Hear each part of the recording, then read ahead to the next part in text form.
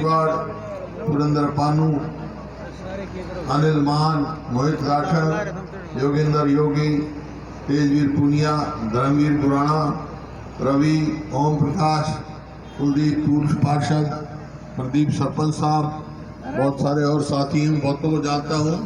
सारा इकट्ठा कर दूँ सम्मानित मंच, वह उपस्थित मेरे बुजुर्गों, नौजवान साथियों, मातृशक्ति, प्यारे बच्चों और पत्रकार बंधु। देखिए, जैसा पहले भी बताया कि 8 तारीख को प्रोफेसर राम भगत जी ने कांग्रेस ज्वाइन करी, और जब इन्होंने कांग्रेस ज्वाइन करी तो इन्होंने और कोई मांग नहीं रखी, एक ही मांग रखी थी कि मेरे गांव में आप आकर चाय पी के जाना। मैं बहुत ठीक है, तो मैं यहाँ आया, मैंने कहा प्रोफेसर साहब चाय की बात हुई थी, आज तो आपने पूरा आयोजन कर रखा है। तो इस बात से मेरे को एक अंदाजा है, अभी कह रहे थे इस हल्के को अपना लो, मैं तो पूरे हरियाणा को अपनाऊंगा, जब हरियाणा मेरे को अपना रहा है तो मैं क्यों नहीं अपनाऊंगा। एक बात से साबित हो गई आज। अरे चाय के प्रोग्राम ये है तो रैली करूंगा उस दिन क्या होगा, बताओ क्या होगा, पूरे हरियाणा में इतिहास होगा। मैंने पता लग गया। और इस हल्के में तो भाई देखो, वैसे तो सामाजिक आदमी हम, रिश्तेदारी भी है, भाईचारे भी है, बहुत है यहाँ। इस हल्के से बड़ा संबंध रहा हमारा नारनौल से, ऐसी बात नहीं, चाहे वो खांडे में हो और चाहे भाई पेटवाड़ में हो, बहुत सारे गांव में हमारी रिश्तेदारियाँ भी हैं, आना जाना भी है। जब मैं छोटा सा आता जाता भी था इन गाँव में, तो कोई उसमें वो नहीं है। मैं तो एक बात कहने आया हूँ, भाई प्रोफेसर राम भगत ने कांग्रेस में आए हैं, इनका मैं स्वागत करता हूँ, पार्टी की तरफ से पूरे तहे दिल से स्वागत करता हूँ। और जो आज परिस्थिति है, कल 15 अगस्त हमारा जो है स्वतंत्रता दिवस, इंडिपेंडेंस डे, आजादी का दिन। वो आजादी कैसे हासिल हुई, कोई एक दिन में नहीं हुई, बहुत लंबे संघर्ष से हमारे बुजुर्गों ने बड़ी से बड़ी कुर्बानियां दी। बहुत सारे शहीदों का, बहुत सारे जिन्होंने सारी उम्र जेल की कोठरी में काटी, उनके नाम पता है हमारे को, लेकिन लाखों ऐसे आदमी भी है जिनका गांव और नाम नहीं पता, अपने देश के लिए कुर्बान हुए। आज उनको सलाम है। सारे हमारे जो स्वतंत्रता सेनानी थे, जो थे, 14 अगस्त को रात को 12 बजे अंग्रेजों का झंडा उतर गया था और ये तिरंगा चढ़ गया था। ये तिरंगा जो दिख रहा है, ये तिरंगा चढ़ा था, ये उन लोगों को, उन लोगों के बाद देश आजाद होने के बाद बहुत देश में विकास हुआ और हरियाणा बना 66 में।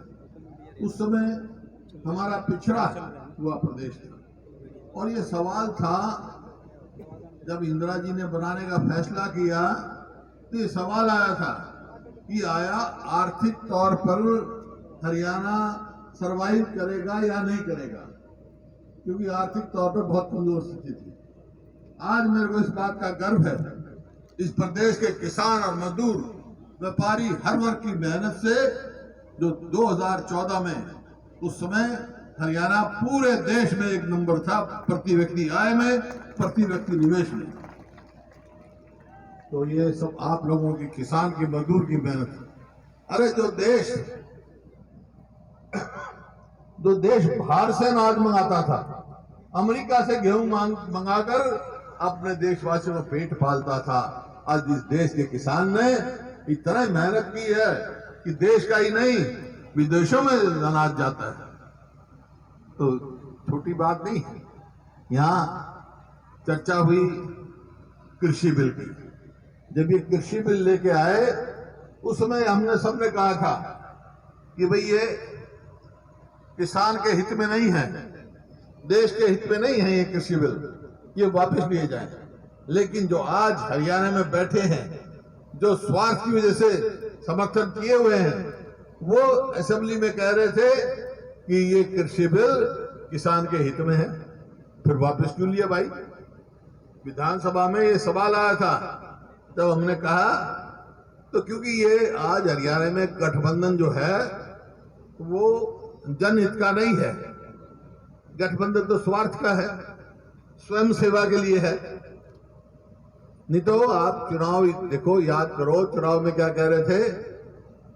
एक तो कह रहे थे हम 75 पार जाएंगे, दूसरे कह रहे थे इनको यमुना पार कर दो।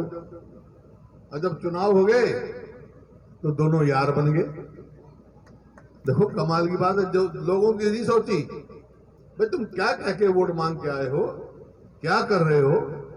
और उसका नतीजा ये हुआ कि आज हरियाणा जो नंबर 1 प्रदेश था पिछड़ रहा है, हर चीज में पिछड़ रहा है। आज ना किसान को भाव मिल रहा है, ना उसका मेहनताना मिल रहा है, ना गरीब आदमी को 100-100 गज के प्लॉट मिल रहे हैं, ना बुजुर्ग को पेंशन मिल रही है। 550 बुजुर्गों की पेंशन काट दी गई, जिसमें विधवाएं भी हैं, अपंग भी हैं, हाँ, वो उनकी 5.5 लाख सब मिला के पेंशन काट दी गई। क्यों भाई? क्योंकि एक पहचान पत्र है। अरे भाई, परिवार में एक लड़का नौकरी कर रहा है, वो अपने बाप की सेवा कर रहा है कि सरकार की सेवा कर रहा है, वो है।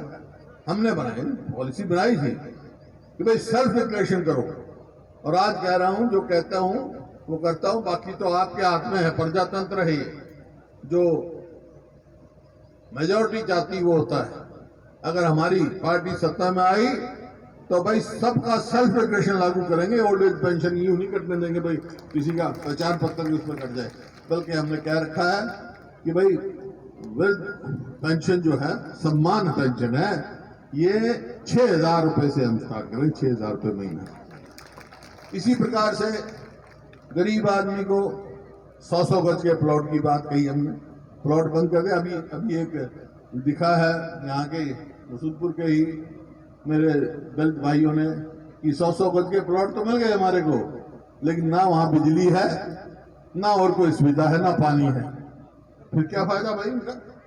जबकि ये तय था उनके लिए कि जहां 100-100 गज के प्लॉट कटेंगे वहां बिजली भी जाएगी, पानी भी मिलेगा। लेकिन इस सरकार ने आते ही सब बंद कर दिया।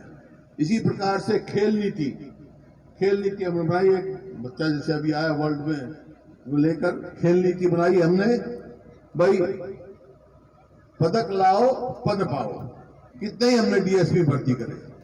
मैं अभी मायना गांव में गया था, वो लड़का गोल्ड मेडल लेके आया कॉमनवेल्थ में, अमित पंघाल गोल्ड मेडल लेके आया।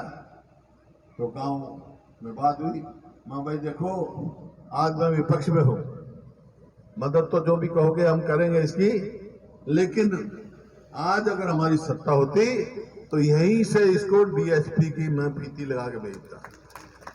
उनके खिलाड़ी हैं वो, क्योंकि आप देख रहे हो पंजाब में, अपना पड़ोस प्रदेश में है, वहां की युवा पीढ़ी बर्बाद होती देखी मैंने, नशे में डूबती देखी। इसी वास्ते हम खेल नीति लेके आए थे कि हमारी युवा पीढ़ी हौसले से जाए, आगे बढ़े।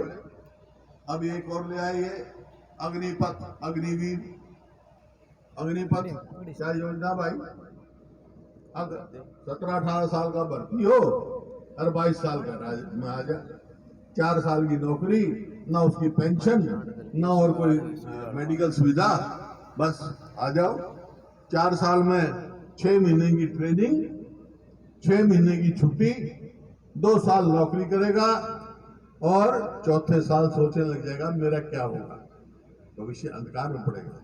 और फौज जो है हमारी देश के लिए, जो देश के में जज्बा जो होता है उस फौज में कुर्बानी का, वो कैसे जवान में होता है? वो नाम निशान और झंडे पर अपनी जान देता है। इतना तो समय ही नहीं। अब रशिया में तो जो कम्बैट फोर्सेस है 4 साल में तो उनकी ट्रेनिंग दी जाती है, यहाँ 4 साल में तो घर भेज रहे हो। तो इस वास्ते हमने कहा भाई ये नहीं है, इससे क्या होगा कि कोरोना में जो हमारी 15 लाख फौज थी घट के आज 12 लाख हो गई, भर्ती नहीं हुई। और जो हमारे हरियाणा के हजारों लड़के भर्ती होते थे कोई हुए नहीं। अब क्या होगा, आहिस्ता आहिस्ता फौज घट जाएगी। अगले आने वाले कई साल में ये कुल जनसंख्या 6 लाख हो जाएगी फौज की। इसका मतलब रोजगार घट जाएंगे। चीन हमारे सिर पे बैठा है, पाकिस्तान हमारे सिर पे बैठा है। हमारी फौज का मनोबल कमजोर नहीं होने देना। इस वास्ते ये हमारे हित में नहीं, लेकिन लागू कर दी। आएगा समय ये भी वापस होगी, जिस तरह कृषि कानून वापस हो गए ये भी होगी। आने दो। आपने स्वयं देखा 2005 में आप लोगों ने मेरे को मौका दिया सेवा करने का। उस दिन क्या हालात थे, ऐसे ही हालात थे जो आज है। कानून व्यवस्था नाम की चीज नहीं थी।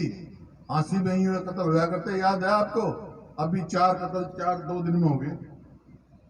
कानून व्यवस्था नाम की चीज नहीं रही।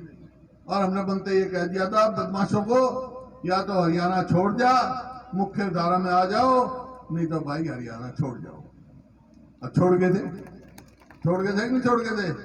10 साल कितनी कानून व्यवस्था बनी रही। अब कानून व्यवस्था नाम की कोई चीज नहीं। बेरोजगारी में हरियाणा नंबर 1 हो गया, महंगाई में नंबर 1 हो गया, और जिसका हक है उसको मिल नहीं रहा। तो ये परिस्थिति बदलनी है। मैं तो भाई इस जलो पंडित जी ने आया तो चाय के बहाने था, आप लोगों की मुलाकात होगी, दर्शन हो गए।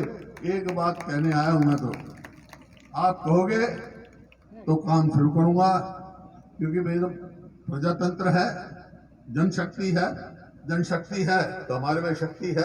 और जन्म शक्ति नहीं है हमारे में तो कुछ शक्ति नहीं। तो भाई अगर आप कहोगे तो हम संघर्ष शुरू करेंगे, और जब तक आपकी सरकार नहीं आएगी हम लोग कहेंगे नहीं मंजूर है। साथ दोगे सारे? बहुत बहुत धन्यवाद भाई, बहुत बहुत धन्यवाद। जय हिंद, जय हिंद।